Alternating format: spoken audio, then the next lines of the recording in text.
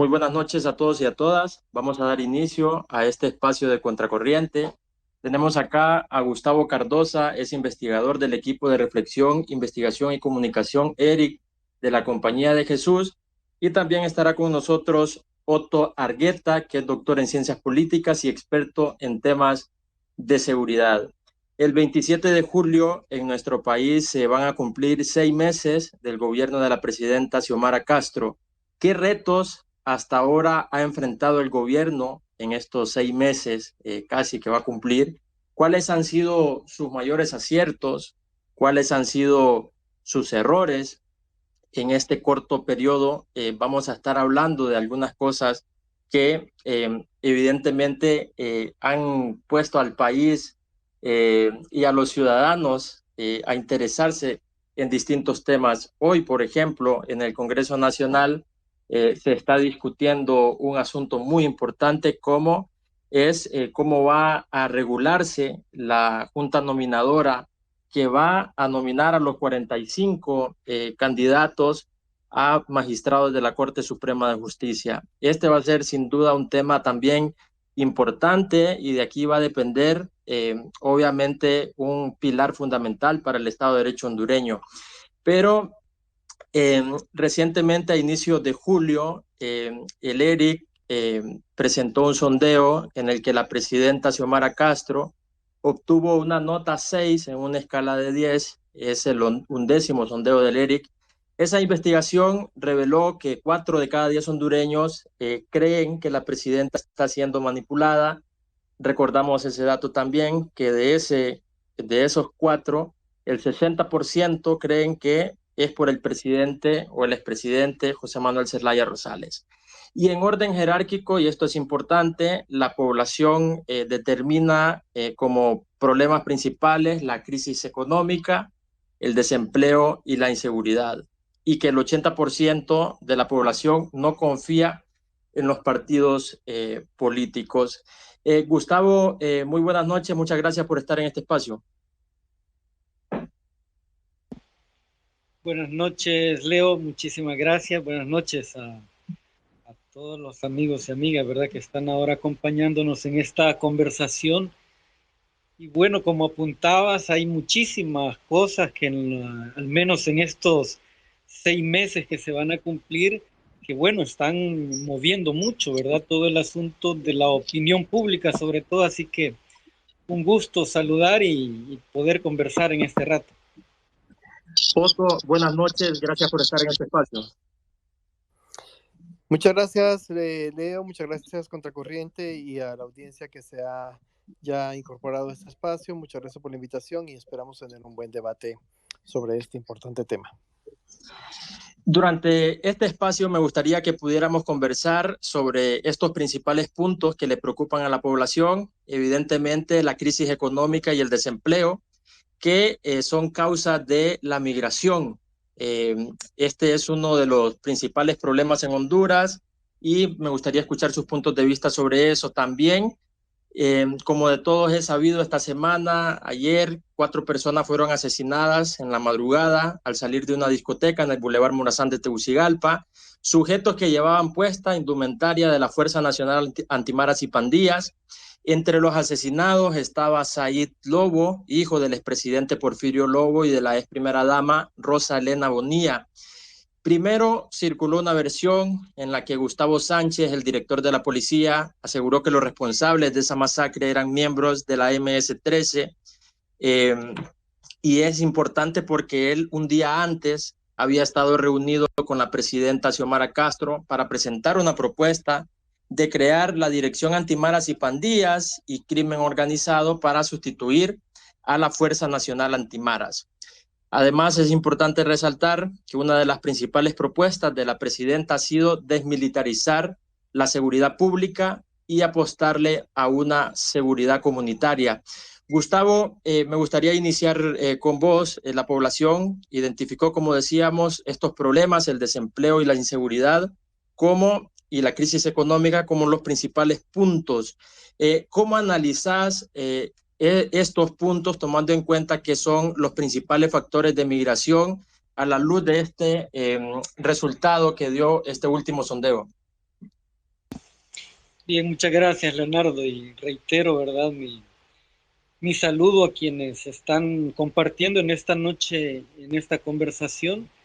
Bueno, es sumamente interesante, como decía al inicio, cómo Honduras ha estado en una movilidad político-social muy activa, ¿verdad?, en los últimos años, al menos en la última década, que el ERIC, el Equipo de Reflexión, Investigación y Comunicación, ha venido monitoreando a raíz de, bueno, del monitoreo anual de diversas temáticas, ¿verdad?, que van aquejando al país.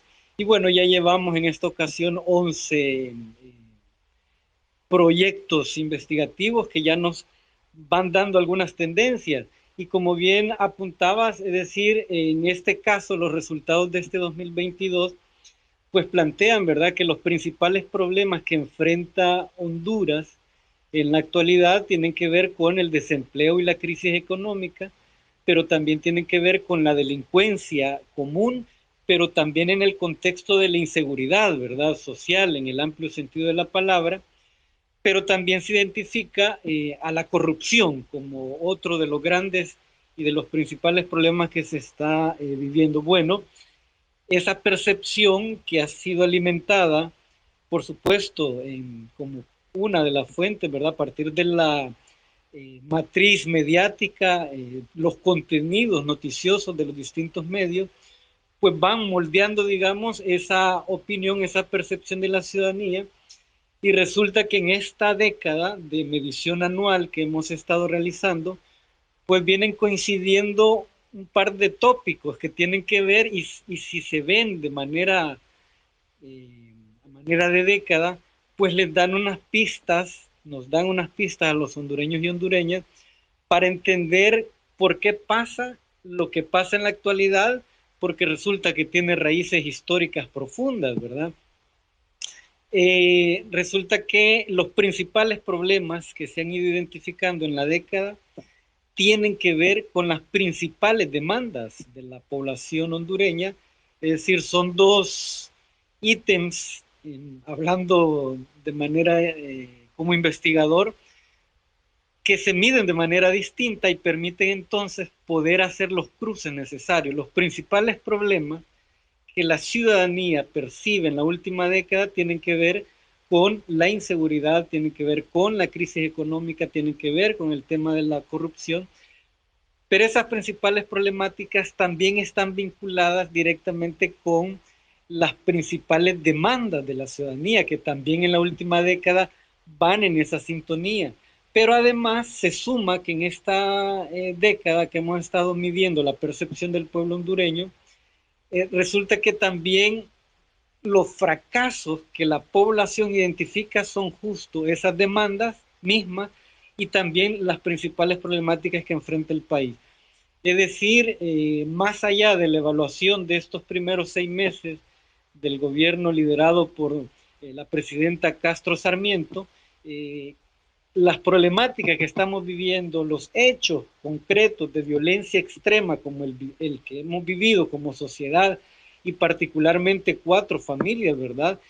Y eso ocurrió, bueno, en las últimas horas, pero en los últimos meses, en las últimas semanas, han habido también este tipo de asesinatos múltiples que han enlutado a la ciudadanía hondureña, y entonces en ese sentido, pues entendemos que lo que pasa ahora sigue siendo un resultado, una consecuencia de las tomas de decisiones en políticas que no han respondido a esa realidad, a esas demandas y esas problemáticas que la ciudadanía va identificando. Y esos son de alguna manera también los resortes, ¿verdad?, que van disparando el tema de la migración. Lo mismo coincide en este tipo de problemáticas que permiten entonces entender cómo la migración ha ido en las últimas décadas tomando diversos matices que tienen que ver, por supuesto, y motivados, como decíamos, con el tema de la inseguridad, de la violencia, pero también le sumamos el tema de la crisis económica, el tema de no solo percepción, sino realidad de la ciudadanía hondureña frente al desempleo y diversas motivaciones de corte político, de corte ideológico, pero también de desencanto y de desconfianza de la ciudadanía hacia una institucionalidad que no ha respondido. Pues en ese sentido, los resultados de este 2022 solo vienen a reconfirmar lo que en la última década la ciudadanía hondureña ha venido percibiendo, ha venido teniendo como norma de vida, ¿verdad? Y bueno, yo creo que es bueno que también los hondureños y las hondureñas pensemos eh, a mediano y largo plazo, porque el cortoplacismo nos va comiendo, ¿verdad? Muchas de las soluciones que se dan, por ejemplo, en materia de seguridad, son muy cortoplacistas más que para prevenir, es para atender el hecho concreto, ¿verdad? Pero luego se vuelve a esa normalidad. Entonces yo creo que el ver la problemática hondureña a una década nos debe meter en una cultura de debate y reflexión como país para las próximas décadas, ¿verdad? Que eso nos vaya dando al menos la apertura de saber que como ciudadanía, aunque lenta y paulatinamente, pero va avanzando, creo yo, frente a otros factores más regionales. Leo, creo que quisiera yo más o menos hacer esta primera valoración en relación a lo que consultaba. Gustavo, y este sondeo también planteó un resultado muy polémico, particularmente a algunos sectores del gobierno no les gustó, y vos me decías en un momento que desde el gobierno no se hacía una lectura integral en el sondeo, no se analizaban los datos concretos, y me refiero al dato específico de que 4 de cada 10 encuestados considera que Xiomara Castro está siendo manipulada. En ese sentido, te pregunto cómo el gobierno ha tomado este punto, qué cosas consideras que el gobierno puede tomar como oportunidad en este corto tiempo para poder encaminarse en un proyecto de país en el que debe escuchar las demandas de la población. Sí, y lo último que decía, ¿verdad? Escuchar las demandas de la población, yo creo que esa es una de las grandes lecciones del pueblo hondureño. En la última década, uno de los grandes gritos, por llamarlo de alguna manera, de la última década del pueblo hondureño, para que realmente haya procesos a mediano y a largo plazo, ¿verdad? Reitero, no solo estar con esta cultura del rebusque, del sobrevivir, y así culturalmente las grandes mayorías del país lo han asumido, ¿verdad? Pero tenemos grandes retos y ese, no solo el gobierno, sino todos y todas como sociedad, que es comenzar a generar al menos las condiciones para una cultura de escucha real, o sea, que no solo sea en procesos de campaña, ¿verdad? Electorales, que no solo sea para momentos concretos en los que aparentemente se escucha a la ciudadanía, sino que vayamos sentando como sociedad esos primeros pilares, digamos, para generar esa cultura de escucha tan fundamental para la ciudadanía. Pues sí, algunos datos, ¿verdad? Como reitero, se han ido midiendo a lo largo de esta década porque nos permiten hacer una lectura a manera de tendencia, pero hay otros tópicos que se van planteando de acuerdo al año, ¿verdad? De acuerdo a la vida coyuntural de ese año. Entonces, por ejemplo, en los años en los que el movimiento de indignados y las antorchas pues tuvo mucha presencia en la opinión pública, pues en ese año consultamos, ¿verdad? Entonces, pongo como ejemplo. Y uno de los tópicos que se ha preguntado en el caso del primer año que comenzamos a medir, que era en el 2010, primer año del presidente Porfirio Lobo Sosa, ¿verdad? Que en las últimas horas también ha ocurrido lo que ya sabemos, lamentable, ¿verdad? Pues ese año comenzamos a hacer la primera medición, era el primer año del expresidente Lobo Sosa, y se hizo la consulta de quienes creía, o más bien si el presidente Porfirio Lobo tenía el control de las decisiones en el país o lo manipulaban. Entonces ahí estaban los porcentajes, ¿verdad? Que se publicaron evidentemente después de recogida esta información, unos meses después, se hace la publicación. Entonces se hizo la misma pregunta que ahora se hizo también este 2022, que resulta que es el primer año de la presidenta Castro Sarmiento, es el primer año de esta década, digamos, que estamos comenzando en materia de la investigación, ¿verdad? Ya esta es la número 11, entonces era el primer año y volvimos a hacer la pregunta, pero algunos sectores del gobierno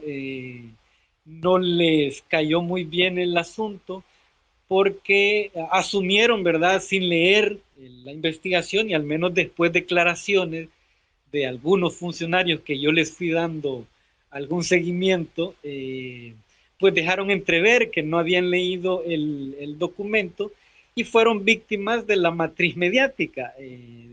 Vuelvo, estos estudios lo que hacen es medir percepción y eso es lo que hemos hecho en esta última década. Se fueron, digamos, por el asunto de mantenerse como a la defensiva. No quiero generalizar, no es todo el gobierno, algún sector, porque asumieron y centraron el interés en una segunda pregunta vinculada a esa primera, de si la presidenta Castro tenía o no el control de las decisiones en el país o estaba siendo manipulada, ¿verdad? Que fue la misma pregunta que hicimos en el año 2010 en el gobierno del presidente Porfirio Lobo Sosa. Entonces, pues no agradó, no gustó, y sobre todo los resultados de esa segunda pregunta, que era el 44.4% de la ciudadanía que consideraba que la presidenta estaba siendo manipulada, ¿verdad? No estaba teniendo el control de las decisiones en el gobierno, y el mayor porcentaje de ese 44.4% ponía el rostro directo en la figura del expresidente Manuel Zelaya Rosales, ¿verdad? Que además es asesor de Casa Presidencial, aunque Contracorriente ha hecho investigaciones al respecto de estos autonombrados asesores, ¿verdad? Aunque de Casa Presidencial no haya claridad al respecto, pero bueno, ese es otro asunto. Y bueno, resulta que hubo esa incomodidad de asumir que se estaba menospreciando la capacidad de la presidenta Castro Sarmiento y se fueron por el lado que nos afecta como sociedad de cómo es mujer, se hace una pregunta que lleva un sesgo, una mala intención y no.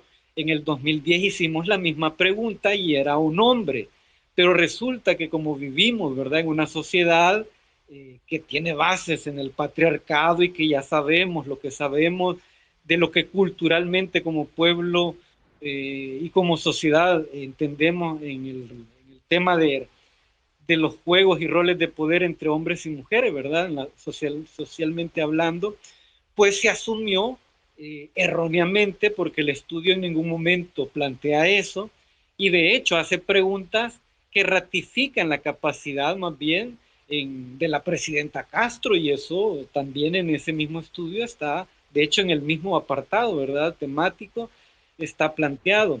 Y además lo suma uno a la buena nota que se le da a la presidenta Castro, que bueno, es la nota más alta, la mejor nota dada por el pueblo hondureño en todas las administraciones que hemos tenido en la última década. Entonces, bueno, y ahí había otro elemento, ¿verdad? Así que de a poco creo que los mismos sectores fueron calmando la viralidad y lo visceral también, ¿verdad?, de las reacciones, porque en ningún momento en el estudio se planteaba, y yo creo que más bien la actitud gubernamental a la defensiva por ese asunto debe plantearnos debates profundos de cuál es en realidad la relación de poder y los juegos de poder entre hombres y mujeres como políticas públicas, ¿verdad? Es decir, no sé si estoy siendo muy ambicioso, pero creo que tenemos una enorme oportunidad, reitero, de comenzar a sentar bases de diálogos, cultura de debate, pero debate de altura, ¿verdad? No chisme, no chambre político, no esas comidillas que al final resultan más bien en la poca credibilidad que se puede plantear desde quienes impulsan estos temas, ¿verdad? Quisiera yo más o menos también contar eso, Leo, al respecto, ¿verdad? De ese impasse que generó, porque además la misma pregunta de si tenía el control o estaba siendo manipulada, el porcentaje mayoritario, es decir, más del 47% de la población dice que la presidenta Castro tiene el control de las decisiones del país, pero algunos sectores del gobierno, algunos sectores del engranaje mediático se centraron en el segundo porcentaje y no en el primero, que numéricamente es el que se resalta porque es la mayoría o el segmento más grande de la población que está planteando eso, ¿verdad?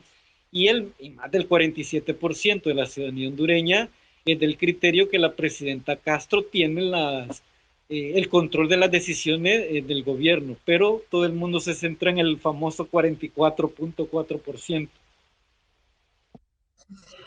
Muchas gracias, Gustavo. Y ahora voy a hacerle una consulta a Otto. Otto, en estos 6 meses es bien difícil hacer un balance general de qué aciertos y qué desaciertos se identifican en el gobierno, pero quizás podemos delimitarlo en el área de la seguridad.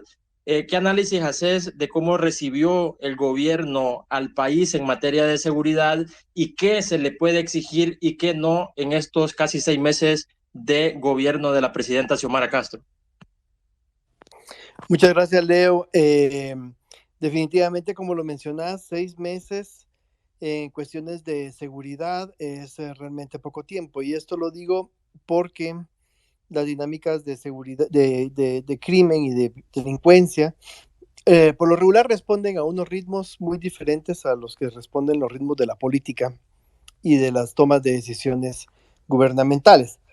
Si bien es cierto, y es algo que quiero mencionar desde el inicio, estas dinámicas del crimen y la violencia están afectadas inevitablemente por los cambios de gobierno, eso no solamente aquí en Honduras, sino en cualquier país. Un cambio de gobierno afecta a esas dinámicas. Y hay un periodo en el cual se reacomodan, se reajustan para lograr ya sea un cambio o una continuidad o lo que dé resultado. Entonces, digamos que ese es un parámetro general. Sin embargo, para analizar la situación de inseguridad, tanto de lo que se heredó como de lo que se ha hecho, es necesario primero establecer en mi opinión, 4 niveles fundamentales. El primero es el nivel de los hechos, es decir, qué sabemos sobre lo que está pasando o sobre lo que pasó. Y entonces nos referimos, lógicamente, a los datos que disponemos. Y pues son normalmente pues datos oficiales, ¿no? Fuentes oficiales a las cuales uno recurre y luego contrastarlas con otras fuentes. En el caso de Honduras, pues sabemos bien que en ese nivel tenemos una fuerte deficiencia, ¿no? En materia de generación de información sobre estadísticas criminales y estadísticas de violencia en general. Se ha ido mejorando con el tiempo y algunos servicios de la policía han sido bastante pues, mejorados y se puede de alguna manera tener una idea general, que nunca va a ser lógicamente absoluta ni precisa, pero sí de alguna manera marca un poco la tendencia. En ese sentido, lo que observamos es lógicamente un declive de los homicidios, utilizando el homicidio como el indicador más explícito de la situación de violencia por el hecho de ser pues el que causa el fin violento de la vida, ¿no? Y pues porque debería ser el más fácil de documentar, dado que por lo regular en la mayoría de los homicidios pues hay un cuerpo, ¿no? Ya lo que viene después sobre los motivos, las causas, las circunstancias de esa muerte, eso no se puede estimar solamente con la presencia obviamente de un cuerpo. Ese es un error en el que coincidimos, en el que caemos mucho en estas sociedades en Centroamérica, en que se asumen las causas solamente por las circunstancias. Es decir, si aparece un cuerpo en un barrio controlado por pandillas, automáticamente se cataloga como un problema de pandillas. Si aparece un cuerpo en una zona comercial de clase media para arriba, en una discoteca, dicen problema narco. Si aparece un cuerpo en una zona residencial de clase media, dicen problema pasional, ¿verdad? Y eso pues distorsiona completamente el dato. Pero en todo caso, Tenemos ese primer nivel, los datos oficiales. ¿Qué tenemos? Tenemos en Honduras, entonces, como dije, un sistema policial de registro que ha ido mejorando, pero que tiene muchas deficiencias. Y luego tenemos un segundo elemento de contraste en esto, que es el observatorio de la universidad, que de alguna manera con una metodología pues un poquito más compleja que el de la policía, que es el únicamente el registro de datos, pues busca contrastar, confrontar estos datos para hacerlos más precisos. Eh, También hay deficiencias en ese sistema, lógicamente, pero es de lo mejor que tiene el país y pues gracias a eso se puede tener más o menos un contraste. Tenemos un segundo nivel para evaluar esto y es el nivel de las percepciones, que bien como mencionaba el colega del Eric, las percepciones son en efecto realidades. El momento en que las personas se perciben la inseguridad, hay que ver que eso está condicionando sus conductas y sus formas de vida. Y que la percepción, pues es, como bien lo sabemos, una situación de experiencia vital, es decir, es el miedo de la persona, es una cuestión existencial. Y eso tiene una relación no únicamente con lo que está pasando, con los hechos, sino con otras dimensiones. Y por eso es muy importante lo que el sondeo ha mostrado, ¿no? La relación entre la situación de crisis económica, la percepción de corrupción, influyen definitivamente en la percepción de seguridad. Una persona que no tiene trabajo, que le cuesta proveer a su familia, que tiene ese problema permanentemente en el hogar, y al mismo tiempo que está viendo en las noticias que el gobierno es corrupto, que los políticos nos interesan, eso afecta su condición vital de vida, su miedo existencial, y por lo tanto al momento de salir a la calle va a sentir miedo. No digamos cuando ocurren hechos de alto impacto como los ocurridos el día de ayer, que pues hacen, la reacción es, no hay lugar seguro para nadie en este país, por lo tanto, la percepción de inseguridad aumenta. Tenemos un tercer nivel, y es el nivel de la acción pública, y ahí pues nos fijamos en lo que hace el gobierno, o sea, lo que hacen las autoridades, y ahí tenemos algo muy importante durante estos 6 meses para mencionar, y es un conjunto de decisiones. Bueno, pues bien, podemos dividir este nivel de la acción pública en un subnivel, que es el nivel de lo que se hace versus lo que se dice que se hace, es decir, la retórica oficial. Entonces, ¿qué tenemos en estos 6 meses? Tenemos promesas, ¿no? Ofertas, y tenemos después una serie de respuestas inmediatas a crisis, ¿no? Hechos que ocurrieron y por lo tanto hay una respuesta inmediata. Todo esto en su conjunto nos da una idea de la situación de inseguridad, es decir, no podemos fijarnos únicamente en los datos. Y entonces, tomando esos 4 niveles en cuenta, hay una serie también de premisas. La primera de ellas es lo que dije, ¿no? De que siempre un cambio de gobierno implica un efecto a las dinámicas del crimen, del mundo del crimen. ¿Por qué? Pues porque el mundo del crimen no está separado de la política. Esa idea que tenemos de que son dos mundos completamente diferentes y unos son los buenos y otros son los malos, es completamente infantil, ¿no? Es errónea. Al contrario, hay nexos que ocurren cotidianamente, desde el nivel más alto, vía corrupción, vía colusión, hasta el nivel más cotidiano, es decir, policía que deja pasar una acción criminal o bien que es corrupto y por lo tanto acepta un soborno. Desde eso, digamos, siempre hay un vínculo, como digo, que tiene diferentes niveles, pero que existen ahí permanentemente.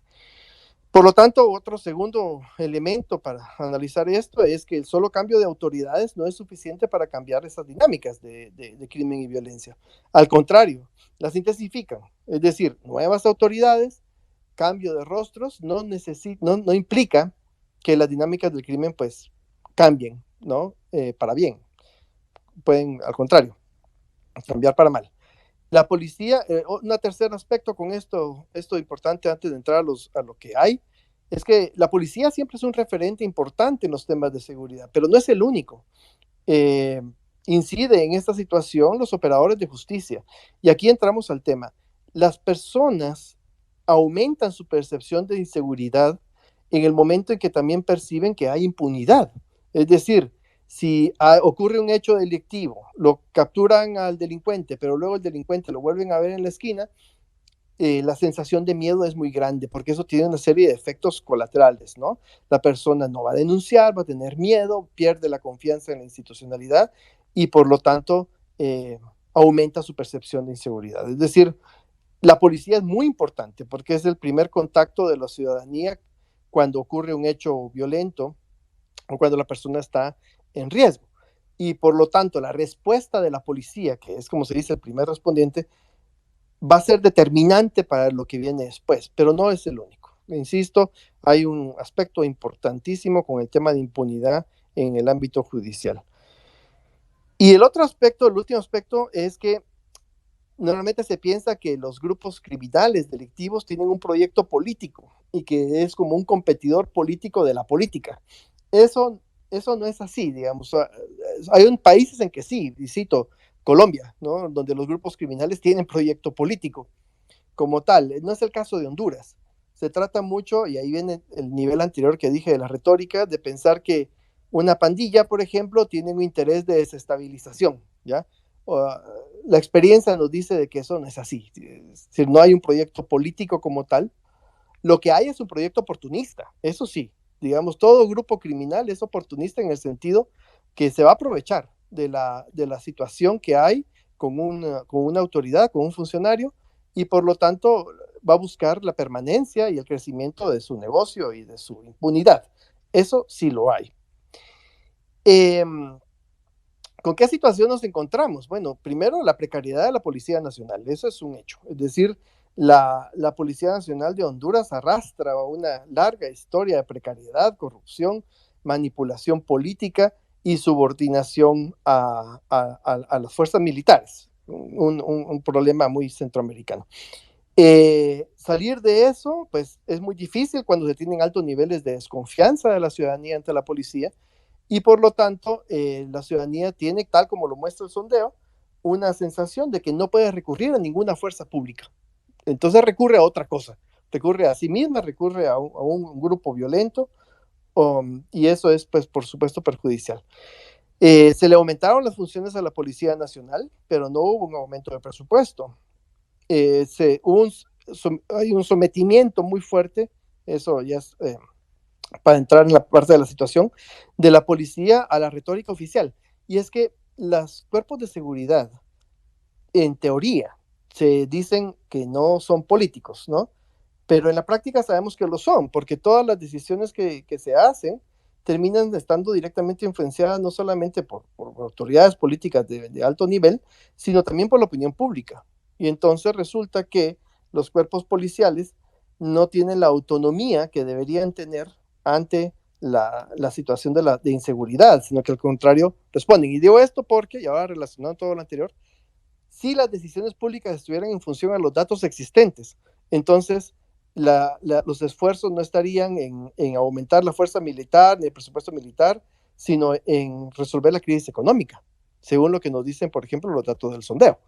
Pero resulta que no es así. Entonces, la institución policial suele sujeta entonces a las voluntades políticas, ¿no?